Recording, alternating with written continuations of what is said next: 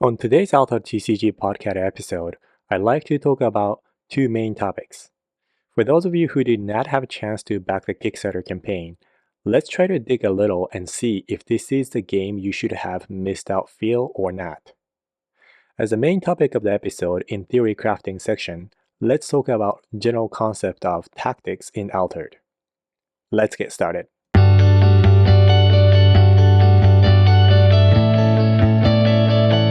As usual, let's start with news in Altered TCG. Print-on-demand forms one of the core pillars of making Altered TCG the genuine physical TCG. Equinox also plans to have official support on card, lending, and rental service. While the detail is still being worked out, and we will for sure hear more about it in the future, there was interesting question and answer in official Discord channel recently. One of the community members asked, will we be able to POD a rented loaned card, maybe with the owner's consent? This was answered by one of Equinox employee. This feature is not fully developed yet, but the intent is to not allow other users to print on demand cards they do not own, if being loaned to them. The primary purpose of card rental service should be for those wanting to attend official event with the cards that they don't own.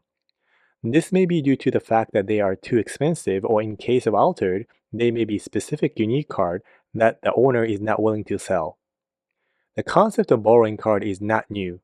In another TCG with organized play scenes, players may rent cards to each other so one can create their own deck. However, such option may have been more restrictive to other TCGs because there may not be the large enough group that can lend cards to each other to fulfill everyone's need. So the players who were able to fully utilize lending might have been fairly limited to perhaps those who have sponsors or in a team as a pro-level player.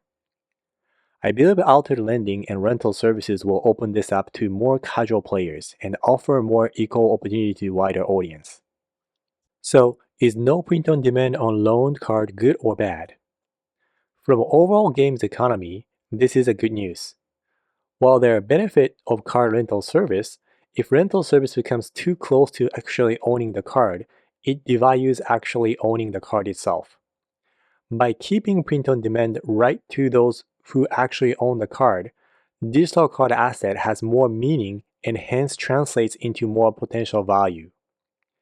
Basically, for TCG to receive continued support and growth, the cards needs to have decent value. This will allow players to recover at least part of their spending, especially when they decided to switch from one deck to another, or perhaps move on to the different game. Otherwise, people will see every money they spend on the game is pure loss of the money, and considering the business model of TCG, people will quickly stop spending money, and as a result, company will see no revenue, and the game will cease to exist. By the way, I think lending or rental services is a really great system for local game shops. Local game shop can have multiple pre-constructed decks using print-on-demand and sell those physical cards, which is essentially an official print quality proxy. But players can participate on the organized play using the deck using the rental service. So for player, they need to just spend money for purchasing proxy cards and rental service. This should be far less than actually purchasing competitive deck to participate on organized play when compared to the other TCGs. For local game shop, they can get print-on-demand bulk, print, and perhaps local game shop discount so they can make revenue by offering such service and also have customers actually join playing their store. If all goes well, I feel this system can attract people who are not currently TCG player due to cost concern. Despite the game being still months away from its official release, Altered have had unofficial yet professional quality free digital online play app for desktop users called X-Altered. Previously, the app had been adding weekly spoiler cards to its library right away. So when compared to the official digital platform, Board Game Arena, X-Altered have had much bigger card pool. Furthermore, X-Altered supports custom deck building. Lately, there are people playing even draft using third-party apps help. So this has been preferred means of playing Altered digitally for many existing Altered fans. And there is a major announcement related to this app. The app will no longer be able to add newly spoiled card into their app until game's official release in September. This is due to Equinox asking not to make any playable cards that has not been released on market in X-Altered. The good news is that X-Altered is not shutting down and their existing card pool remains as is until September release. Also, based on the current announcement, it sounds like X-Altered development can continue once the official game is released. Some, especially those who have been playing X-Altered for a while, this can easily be seen as bad news. However, one can also view this as a better to keep overall game fresh for everyone, better for Equinox business, and so on. My personal take is this should not impact most players when looking at the large-scale Altered community. In fact, one positive way to look at this is that it almost sounds like Equinox has now officially given approval to X-Altered existence and its continued development so long as they are not going to ahead of official release. Personally, I was a bit more worried that Equinox would have asked to shut down any digital third-party app development as they can be seen as a direct competitor to their official digital platform. What do you think about the announcement? Speaking of a digital platform, there are a couple minor news related to official digital platform, Board Game Arena. They have now added step-by-step interactive tutorial mode. It lasts about 10 minutes or so. Overall, I think it's easy, simple tutorial. However, some steps felt unnecessarily strict, such as when selecting the cards to discard at the beginning, you must choose not only 3 very specific cards, but it also has to be in certain order of selection. Though it might be a limitation of Board Game Arena platform itself. BGA is also now asking for survey. Besides asking for your BGA username, there are only 5 simple questions. I've submitted mine with several feature requests, including draft mode support, more relevant stat, perhaps custom background, physical play mode visual option, hover over region value comparison, and others. If there are a certain part of BGA you wish is handled better, now may be the time to cast your opinion. For today's community spotlight, let's expand on the following simple question from Reddit. What are my options post Kickstarter? Unsurprisingly, I see a few posts here and there stating that they have missed Kickstarter and what they can do about it. This is an inevitable question on any Kickstarter campaign items. The short answer is that there is no direct way to purchase Kickstarter limited products. Equinox was clear that they would not do late pledge, nor even pledge manager for Altered TCG Kickstarter campaign material. While it is not clear how much retailer pledge took place as those numbers were not reflected on Kickstarter pledge number, Equinox had said there were a significant number of retailers purchased Kickstarter edition directly from them. So at this point, if you want Kickstarter edition products, checking your local shop, searching online stores are only couple options at the moment. However, as the official release date gets closer, we should see more online shops and secondary market options to show up. As someone who have missed other Kickstarter campaigns a few times in the past, the question I always ask myself is, what have I actually missed? Off the bat, I like to make one point clear. There is no exclusive playable content in the Altered Kickstarter product. So even if you didn't get Kickstarter campaign product, you can still get every version of playable content in this game from retail product. Another point worth mentioning is that you had to spend at least €149 plus shipping to get the Kickstarter product's benefit. This is because starter decks from Kickstarter campaign will be identical retail product, and the saving on product would be negated by shipping cost. Now, these 2 main points out of the way, let's take a look at what were the actual advantages of Kickstarter campaign products when compared to retail. I see 5 main points. First edition, alternative art exclusives, discounted price, head start, and exclusive items. The cards from Kickstarter booster packs will have special logo to indicate that they are Kickstarter edition. This will basically represent first print or alpha edition in other TCGs. For certain types of collectors, this could be one of the biggest advantages of Kickstarter boosters. While there are no exclusive playable content in Kickstarter booster packs, there are exclusive alternative art card families. To be more specific, there are 12 card families that receives this treatment, with each having common, rare, and unique versions. The pull rate of these are relatively low. A common version is on average every 20 booster packs. A rare version is on average every 50 boosters. A unique version is on average every 800 boosters.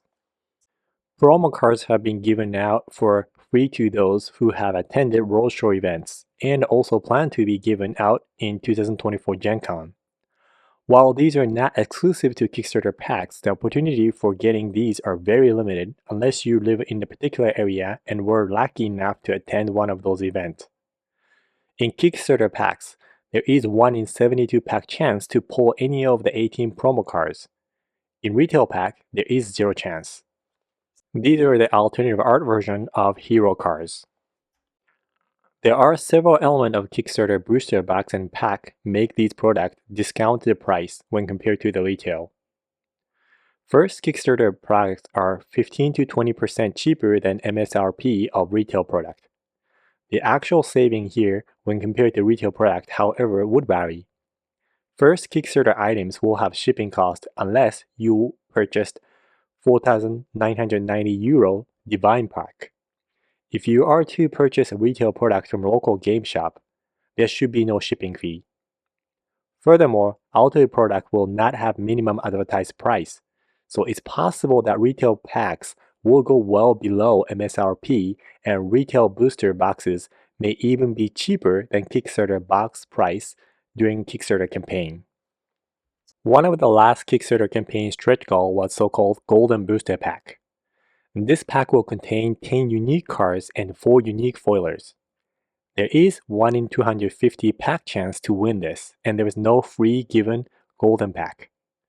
Normally, we have 1 in 8 pack chance to getting a unique card in a retail pack, so this pack can have at least 80 booster pack worth of content value. Since Golden Pack does not contain any specific exclusive card, this will create really exciting moment for those who open one. However, if you open enough booster packs, you can get same amount of unique as a single Golden Pack, and 1 in 200 pack chance seems highly luck driven for most players. The actual content of Kickstarter pack are improved over retail, even excluding chance to win exclusive, promo, or golden booster pack. First, Kickstarter pack have 1 in 2 pack chance of getting an extra rare. The highest rarity unique card pull rate in Kickstarter pack are also improved to 1 in 7 pack, in contrast to 1 in 8 on retail packs. Also, there are twice likelihood of getting corresponding rarity foiler card in Kickstarter edition pack. The delivery estimate for Kickstarter product is sometimes in July. The retail product release is now September 13. So there will be 2 months or so head start for those who ordered the Kickstarter edition. However, remember we can still play the game digitally on Board Game Arena or on X Altered even now. Lastly, there were some exclusive non-card items in Kickstarter campaign. One of the collector items that was only available through Kickstarter was uncut sheets, and also signed prints. However, in order to get these, one had to pledge €4,909 Divine Pack. So I assume most people would not have been able to get these anyways. There was also exclusive playmat for €25. So in summary, unlike some other Kickstarter campaign games, I see the feel of missed out on Altered Kickstarter is far less, especially if you look item by item. In the last episode, I have talked about role in a match. Today, let's take a look at a fundamental approach of tactics in Altered. Tactics in this video refers to in-round game plan. Altered uses simultaneous round or alternate turn system. This means each player can play only one card and alternate turn. This is analogous to classic strategy board game like chess. Out of many things about Altered, this is one aspect I feel Altered have excelled to make the game to feel truly tactical without making the game rule unnecessarily complicated. With alternating turn system, altered turn decision can be classified into either proactive, reactive, or a combination of both. Proactive play refers to playing a card based on predicting what the opponent will be doing next, remaining round, or perhaps later in the match. This is really fun part of the game because you take a guess and you can see the answer immediately after, whether you were right or not. In contrast, reactive play is playing a card in response to what is on the current board state. For example, this may be playing a character to one expedition zone so you can get the target region value above the opponent's. Or it may be playing a removal spell to reduce opponent's target region value, and so on. Since reactive play has information advantage, they are easier and more consistent. It is important to note that two are not mutually exclusive. In fact, experienced players often do both simultaneously. Reactively responds to existing board status while predicting next move by opponent player. Let's take a look at proactive play a bit more closely. When playing proactively, there are a few techniques one can utilize: misdirection, probing, and setup. Misdirection is a technique to make your opponent believe your fake tactics. If the opponent falls to your trap, you can get more value out of tools you have. For example, bluff is an attempt to trick opponent into believing something bigger might be coming than what you will be actually doing. This is an important skill to have, so during the bad hand round, we can minimize our loss. Even if losing the round is inevitable due to bad hand, or opponent having just too good of a board setup, you want to have your opponent use as much resource as possible. This will decrease their threat density for subsequent rounds. Decoy is a technique giving opponent false target, so your actual plan can be executed without interference. For some of these techniques to work, opponent may need to see your sign. In another word, if your opponent is not aware of what your deck can potentially do, some bluff may go unnoticed and have no effect. Reserve is interesting built-in game mechanics for various reasons. By default, most played card from hands goes to reserve zone faced up, and they are playable by paying reserve cost. So they can be viewed as open hand extension. Being it's open, they can potentially be used as a bluff. For example, if a player has Banishing Gate in reserve, it will require careful planning before playing one of main threat card in Otis starter deck, the Monolith Otis Bastion. By the design, TCGs use hidden information for balancing game. This means knowing hidden information is advantageous of its own. Other than declaring the pass and very special ability, the game needs a player to play a card in order to give a plurality back to opponent. However, playing a card costs resource, including a card, and paying its mana cost. This rule creates a really interesting tension in the game. What I call probing is a technique to simulate a pass by playing a card. With probing, the primary intent of playing a card is not to build a board status, but rather pass a priority to opponent so you can see what they do and react to it in the following turn. Playing low mana cost cards can be used for probing. The key here is to preserve mana so you can use powerful card most effectively once you know what opponent is capable of doing during this round. Probing in this game makes the low cost card to have value even in late game, which isn't typical in other games. Probing in this game is such a strong tool, and this is depicted on Izmir's starter deck hero Akisha and Taro's ability after you. The game only offers her to use the ability every other round, indicating the relative power level of probing. Setup play refers to the play that aid for subsequent turns of yours during the round or even for subsequent rounds. Playing a permanent like Otis Carrier is a simple example. The turn you play Otis Carrier, you may be losing a tempo as this card does not do anything the turn it is played. However, longer the game goes, the card starts to make up its loss and start to produce above the rate value if game goes more than 3 rounds. Another way to view plays in Altered is either offensive or defensive.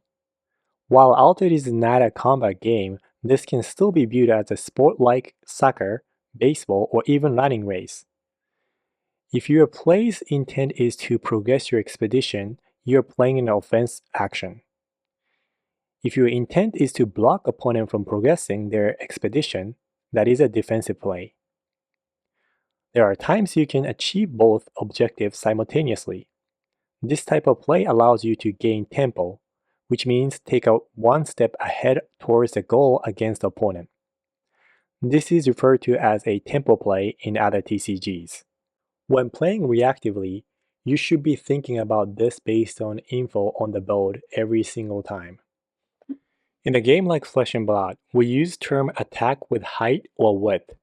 I feel these terms fit nicely in Altered as well. A tall play refers to a play focusing on one expedition, so you can get higher value than the opponent, so you can progress and or block opponent from progressing. Shenlong is a bomb by height. Wide play refers to a play utilizing both or the other expedition, which is open. In Altered, we just need one more proper region value than the opponent to progress expedition. So in proper situation, even setting a single card like Studious Disciple can achieve the same round outcome as Shenlong. In fact, I feel quite a bit achievement when I can make this happen. In the previous episode, we've talked about the role. So how does a role and tactics relate to each other? In general, they should be concordant to each other for the most part. If not, you have either chosen the wrong role or tactics. This means sprinter role player should be primarily focusing on offensive play. Control or marathon role player should be focusing on defensive play in RE rounds. For the real-world example, let's take a look at my most recent match. This was Izmir vs Brabble starter deck matchup. In this match, Brabble will be sprinter, so my role as a Izmir player is a control marathon. I want to make sure I keep the pace with Brabble in the RE game, and when enough mana builds up and their cost-efficient character benefit wanes down, I will take over. During the first round, my opponent started with Sang Woon Kong. They have no more mana left. So at this point, I am playing reactively. I can play either Alice or Cargillan Alchemist. There is no way to stop both expedition. So my next best move should be keeping up the tempo with the opponent, which means both of us progress one expedition. If I play on the hero side, neither of my card can block full mountain value of my opponent. So I chose companion side. This way I can do offense and defense at the same time. Now between two cards, I chose Alchemist because Alchemist in reserve will cost 1, and I can use him as probe in subsequent round. So it's a proactive setup component of the play. On round 2, I got lucky and drew Off You Go, one of the best removal tools against Brabble. I see Sang Woon Kong in my opponent's reserve. My guess is they like to play that card. If so, I'm ready to remove it with Off You Go, and put Alchemist to progress my expedition. I could have done Alchemist first and see what my opponent does, as it still leaves the option for me to play Alice afterward. I have free probing by Akisha's ability, so instead I use the ability. My opponent indeed played Sun Wukong, so I carried out my original round tactics. While I like to conceptualize gameplay, it is not for everyone and some does differently. There is no right or wrong answer. As always, if theory crafting section confuses you, don't use it. The most important part of playing game is to have fun. But if you find some part of today's Altered Tactics theory crafting topic interesting, try thinking some of these while you play. If you have been playing the game for a while, I'm pretty sure you've been doing most of what I've talked about today already, either consciously or subconsciously. That's all I got for this episode. Now it's your turn. Thanks for watching.